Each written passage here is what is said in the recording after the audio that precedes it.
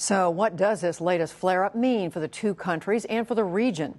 I'm joined by Kenneth Lieberthal. He was Senior Director for Asia on the National Security Council staff in the Clinton administration. He's now a Senior Fellow at the Brookings Institution, focusing on China. And Gordon Chang. He's a columnist for Forbes.com and the author of The Coming Collapse of China. And we welcome you both back to the NewsHour. Gordon Chang, what exactly happened in the South China Sea that got the Vietnamese so upset?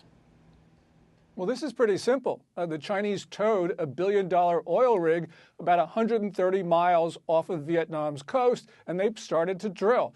Now, this is clearly within Vietnam's exclusive economic zone. And what's important is that China actually ratified the UN Convention on the Law of the Sea, which makes it pretty clear that this is Vietnamese waters. What the Chinese have done is an aggressive act. They've certainly roiled Vietnam. And if the foreign ministry spokeswoman wants to stop these protests in Vietnam, it's very clear what can be done. The Chinese can take the rig away. You know, China has these territorial claims with all of these countries in the region. They all have a problem with China, not just Vietnam. And we want to get into that. But Ken Lieberthal, we heard the Chinese spokeswoman say it's clear who was the aggressor here, that she meant the Vietnamese. Who's telling the truth? I think both sides think they're telling the truth. Frankly, I think the Chinese side acted very assertively here.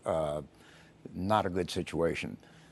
Having said that, this is disputed waters. It falls within the exclusive economic zone of islands that China claims. And so simply pointing fingers and saying it's the other side's fault isn't going to get us very far. But at the very least, didn't China know in putting this rig in these disputed waters that it would not only get the Vietnamese government upset? Did they also realize they would get the people of Vietnam? I cannot imagine that they thought that Vietnam would accept this without a lot of protest, and that they thought that the people of Vietnam would not be very angry about this. In that case, Gordon Chang, why were the Chinese prepared to go ahead and do this if they knew the Vietnamese were going to react this way? Well, I think there are a couple things at work here. First of all, you got a Chinese political system in distress.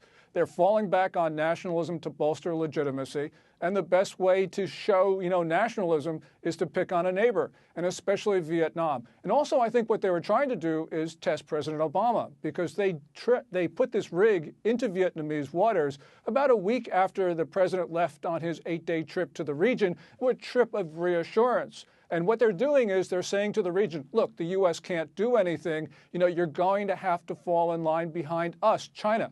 So I think that there's those two things that are working. And also, China has these territorial disputes with everybody, so they need to try to assert their claims. Ken Lieberthal, do you agree they were trying to send a particular message to the United States here? I'm not sure. This kind of operation would have to have been planned well before the Obama trip to Asia. So I don't buy that it was in reaction to what he did in Asia. I do think that they are taking a very strong position to create facts on the ground and demonstrate that they aren't going to be easily pushed off of their positions. The Chinese and the Vietnamese were allies at one point. At least they're working. We think back to the 60s and the 70s and the war in Vietnam. Maybe they weren't the closest of allies, but they were working together. What caused this rupture? There is a very long history of tension between China and Vietnam, going back well before the communists in China and the communists in Vietnam. So circumstances pushed them together in the late 60s. But the Nixon administration opening to China was in no small part an effort to get China to demonstrate to Vietnam that China was going to put priority on relations with the United States. Vietnam couldn't count on them. And by the late 70s, China and Vietnam were fighting a border war. So there is no lack of animosity between these two countries over time. Gordon Chang, what do you believe the Chinese ultimately want out of this?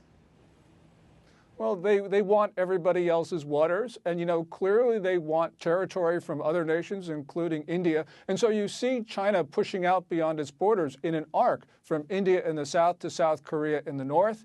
They want, of course, the minerals in the South China Sea, but they also want the access to the Western Pacific to get beyond what they call the first island chain. So this is very strategic for them as well.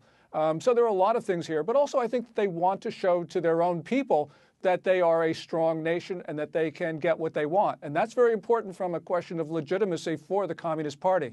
How do you describe, Ken Lieberthal, what the Chinese, what you believe the Chinese are after ultimately here? You mean in the maritime areas in particular? Yeah, well. I think they want to be able to have a lot of leverage over what the rules of the game are off the Chinese coast, in the East China Sea and the South China Sea. For economic reasons? Economic and security reasons, both. This has been an area where the United States Navy has been able to move virtually, not violating China's territorial waters, but beyond the territorial limit, has had a lot of freedom of movement, and the Chinese are trying to push back on that. I agree with Gordon that they want the resources, what they think will be rich mineral resources in the South China Sea. Gordon Chang, and what do the Vietnamese want out of this? And for that matter, do they want to live in peace with China, or do they have their own territorial ambitions? Yeah, nobody wants to start a war with China, much less the Vietnamese. Now, of course, the Vietnamese and the Chinese have been mixing it up for about 1,000 years, but the current government in Vietnam does not want a conflict. What they want is China out of its exclusive economic zone, which is that band of water between 12 and 200 nautical miles. Of course, the Chinese want the Paracel Islands, so do the Vietnamese, but I think the Vietnamese be willing to sort of have a constructive dialogue. They tried to send a delegation to Beijing in the last few days, and the Chinese wouldn't talk to them. And that, I think, shows a real problem in the Chinese capital right now. And just finally, Ken Lieberthal, where do you see this headed in the short term, and does it involve the United States? In the short term, I think Vietnam will try to rein in the demonstrations, but I'm not sure where this is headed in terms of the maritime areas.